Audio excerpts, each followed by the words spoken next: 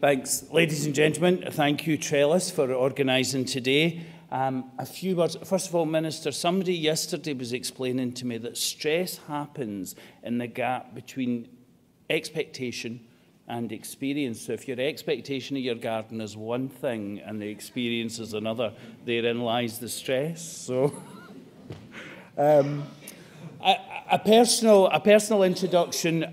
Yes, I'm Director of Operations for SAMH, and I have to say there's a certain nervousness in terms of addressing a Trellis conference. I live in a 6th floor flat in the centre of Glasgow. I have no outdoor space. I don't actually think we've even got a house plant at the moment.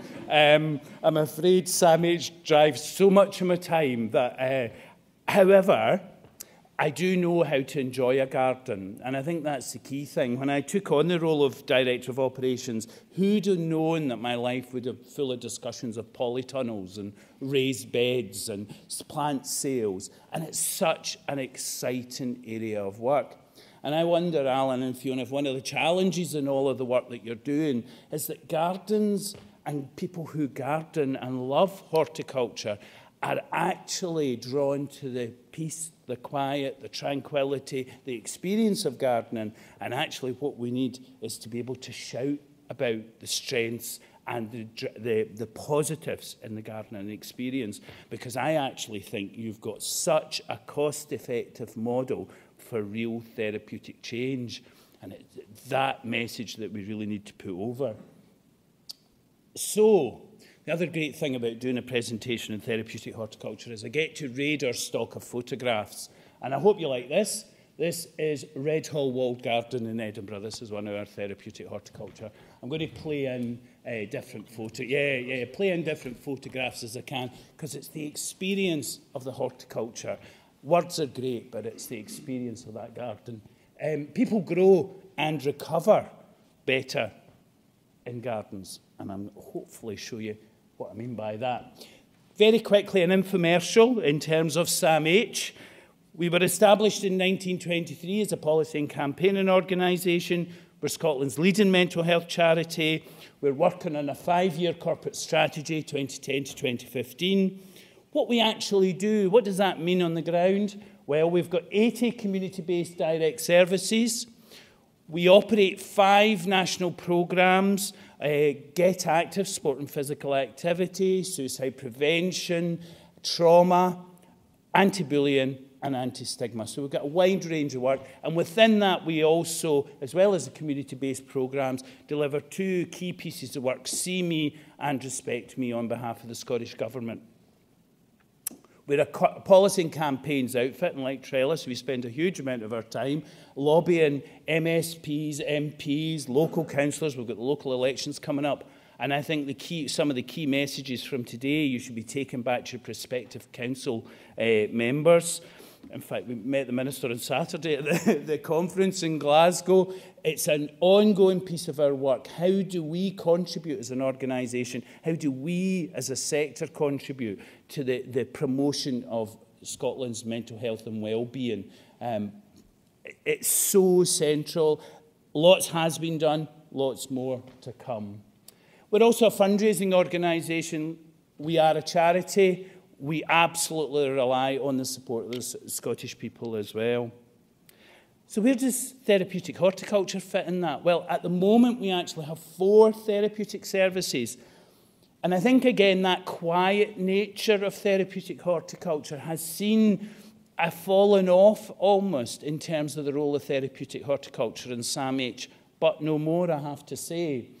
We have 4 services, and unfortunately, we're closing one. We're closing this way up in Aberdeen on the 6th of April. Local government are withdrawing their funding. Unfortunately, we weren't able to convince them enough in terms of the benefits of the model. However, that doesn't mean that we don't see a really bright future for therapeutic horticulture. And one of my roles in terms of business development is to see how we can push forward. Because it's not really up to me to tell you how good therapeutic horticulture is. I've also peppered my presentation with some statements. But working together in the garden builds a sense of belonging. So many people with mental health problems have been absolutely isolated, and isolated for, I don't know, 5, 10, 15 years. You cannot underestimate the social exclusion that happens when you experience a mental health problem. So that whole engagement that comes through gardening and the gardening services that we run is so critical to someone's recovery. This is again is Red Hall. Red Hall's in Collington in Edinburgh. What we do have then in terms of therapeutic horticulture and SAMH, we've got Red Hall Walled Garden in Edinburgh. We have Chrysalis, and the Chrysalis partnership, I see it's described in the Trellis, which I love, Gordon, and I'll be using from now on, actually, because there's never been a clearer piece of partnership work in the whole of SAMH, I would say. I'll say a bit more about that later on. But Chrysalis does some incredible work in Dundee, and we've recently taken on management of a 2-acre site in Dawson Park and Broughty Ferry, so it's expanding, which is great. We've also got Evergreen in Kirkcaldy, an old council yard, actually, that we've turned into a therapeutic horticulture site, and does some incredible work. Therapeutic horticulture also plays part of our Get Active programme, sport and physical activity. Now, it might not be a sport in terms of gardening, but it's definitely physical activity, and it's so, so useful. Some of the hardest people that we support operate in our therapeutic gardens, because you need to be if you're going to garden in Scotland in January. You know, you've got to be a hardy bunch. I know that. And that's great, because that's the resilience that you can build on and build through to someone's recovery. So we've got some evidence there about Get Active as well, and I'll tell you about that in a minute, about the impact. The other element of my commitment to Trellis and the rest of you is that therapeutic horticulture is absolutely part of SAMH's business development agenda. We want to grow as an organisation. We are growing as an organisation, and we believe that therapeutic horticulture is one way to do it. Again, you know, the irony of me pushing therapeutic horticulture. I was in a prison last Tuesday visiting, and I was having a discussion with the governor, and we walked past an enclosed garden, and I was like, oh, have you thought about therapeutic horticulture? And you could see the governor looking at me as if to say, what? But that was an ideal site. And we've been talking about some of the high-need prisoners that they were really struggling to find meaningful activity for. And I thought, well, this would be ideal. So that discussion will be returned to. Value in every scrap of land. Some of the disused sites in Glasgow, we're in discussion with Glasgow City Council. They've got a programme about putting in raised beds, about allotments, right in the heart of the city. We want to be part of that development. It is so exciting. This, I think, sums up really clearly. Being outdoors has helped me to live indoors. I mean, the people that come along to our therapeutic horticulture sites are not gardeners by habit. They don't necessarily have that engagement to start with. But someone, thankfully, has thought, oh, maybe Evergreen would do, or maybe Chrysalis could help. And it's that then, the awakening of someone's ability to interact with our natural resources that we have in Scotland that's so useful. And I just thought this was a brilliant quote. Being outdoors has helped me to live indoors. So what am I raving about, basically? Why am I such a fan of therapeutic horticulture? Well, they can deliver what someone needs when they need it, without really having to try too hard. The gardening experience can be an individual experience, it can be a collective experience, it can be therapeutic, it can also be skills-based. So people often come at the point of crisis. They may have attempted suicide, they may have had a nervous breakdown, they may have been discharged from long-stay in hospital. But the point of crisis, the difficulties overwhelming them, is the point of engagement. And that's when the therapeutic element of the work is at its most intense. People can attend our therapeutic horticulture services up to 3 and 4 days. It depends what people need. It tends to largely be a 9 to 5 service, and we need to look at that whole weekend element of engagement. We do some, but it is incredibly difficult to resource that weekend, and that's one of the reasons we want to push forward with volunteering as well. So crisis intervention, could be a survivor of childhood sexual abuse, could have lived through other trauma in their lives. The gardening experience can help people centre themselves and then start dealing with the challenging issues that they face. Individual work can be therapeutic and skills-based, and Chrysalis is a great example of that, moving quickly through that therapeutic experience into training, because we're based within Dundee College in the Kingsway campus. So we can access formal learning opportunities as part of someone's recovery. You need to join up those services. It's so important. It's seen as a continuum. Group work is also really strong, and we've operated, most of the work happens in groups in the gardens, but actually they can be both therapeutic and skills-based as well. You can be training people in how to garden, learning skills that will carry them forward into employment and employability. Through learning into employment, we've got to see people recover and move back into their society, because Scotland's their society as much as ours. You know, it's a whole recovery journey, and we need to be part of that journey. I heard someone in the radio today saying, oh, everything's become a journey. Well, absolutely everything's become a journey, because it is, you know, and this, I think, shows and demonstrates that journey that's possible. What do the services also provide? Because those are the kind of outputs, the measurables. This is what you can say the model is. What do they also provide that's quintessentially different? It's a safe and nurturing environment. Please go and visit Chrysalis, Evergreen or Red Hall. They will blow you away in terms of the environment they provide for people. It's amazing. And it's not bricks and mortar at all. It's quite the opposite. It's about human beings being in an open space and holding a safe space for everyone. There's peer support, and peer support's so important.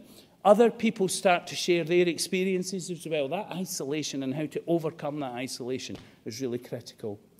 A sense of belonging, one of the quotes I had up was talking about a sense of belonging, really overcoming some of that isolation. When you live in a city, like Red Hall's based in Edinburgh, it's so easy not to speak to another person that day, or to find yourself in a conversation in a local shop, because that's your one social interaction for the day. So actually, in terms of your mental health recovery, linking in with a group of peers who have a similar experience and supportive workers, so important. They also provide recovery, real recovery. Some of the mind-blowing stories of people's recovery and where they've come from our therapeutic gardens. And they provide a sense of hope, because you cannot live without hope. You cannot recover without hope. They also provide, ultimately, and seeing I knew the Minister was going to be here, I've just added in this with an exclamation mark, a highly cost-effective and impactful intervention. We get challenged by some of our commissioners because our services, our horticulture services, cost in the region between £80 and £150 a week for someone to attend per person because of staffing costs and running costs, etc. And that might sound like a lot of money to some people. However, a bed in a hospital can cost anything between £1,500 and £2,500 a week. A prison cell, keeping someone in prison, costs Scotland on average £32,000 a year. Someone attending Red Hall will cost on average £4,000 a year. You know, that we've got to make these comparisons. We've got to drive forward the cost-effective nature and the life-changing experience that people have. And in joining those two up, that's where politicians really start to see the opportunities and the chances in terms of adding to people's journeys. Again, don't take my word for it. Just some feedback. It's such a lovely feeling to be part of a team. It's inspiring to watch the garden grow through the seasons. When I first came to Red Hall, I felt broken. Now I can actually begin to see the possibility of becoming a whole human being again. Now, you can't charge for that. You cannot charge for that feeling for someone. There is no pill that gives you that. Yeah? But that's what the gardening experience can deliver for people. I wanted to give you a sense of some of the measurement we've been undertaking as well. Now, this is as part of Get Active. Get Active had 10 community engagement pilots Gardening and horticulture was part of that. It also includes sport. I don't have the ability to strip out those figures that only relate to therapeutic gardening. But from our 10 community engagement pilots that we ran over the last 18 months, we have an interim evaluation report, and 78% of people, there was over 1,000 people undertook the projects, reported improved fitness. 90% felt happier. 87% felt more confident. 95% learned a new skill. And 84% made new friends. That's incredible in terms of impact. And that's the kind of impact that therapeutic horticulture has on people. Other benefits included, and just to give you a sense of the holistic approach to the work we're doing, but improved mood, better sleep, feeling happier, having more energy, internal and external confidence, improved relationships with friends and family, reduced isolation, increased self-worth and self-belief, and increased aspirations. All for a few pounds a week. I don't mean to minimise it. I mean, it does cost money, but this is what we're delivering. So, part of our development agenda, believe in what you do. It really does have impact, and SAMH is absolutely with you in that journey. We have some incredible partnerships. We couldn't do a therapeutic horticulture without partnerships. Scottish Natural Heritage have proven to be a new and really exciting and dynamic partnership, and I really look forward to rolling forward the partnership, see where we go. The Forestry Commission Scotland have been superb in terms of the work we've done, a lot of the green space activity in terms of branching out, and some other exciting pieces of work. Edinburgh City Council, who fund Red Hall. This is what I mean about the Dundee partnership. I couldn't fit it in the one line. NHS Tayside, Dundee City Council, Dundee College. Chrysalis is in the middle of that.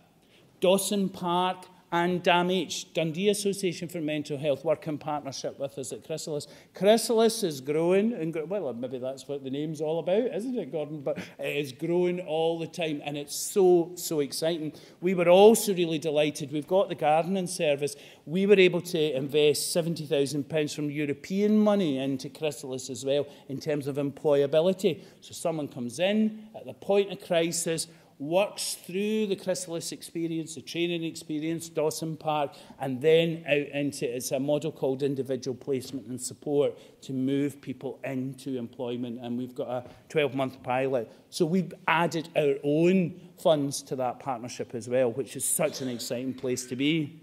Service potential, well, as I say, I see service potential everywhere I go, but Glasgow, certainly really keen to take that therapeutic horticulture experience into the centre of Glasgow. Our building, our organisation's based in the Merchant City. I'd love to have something in there.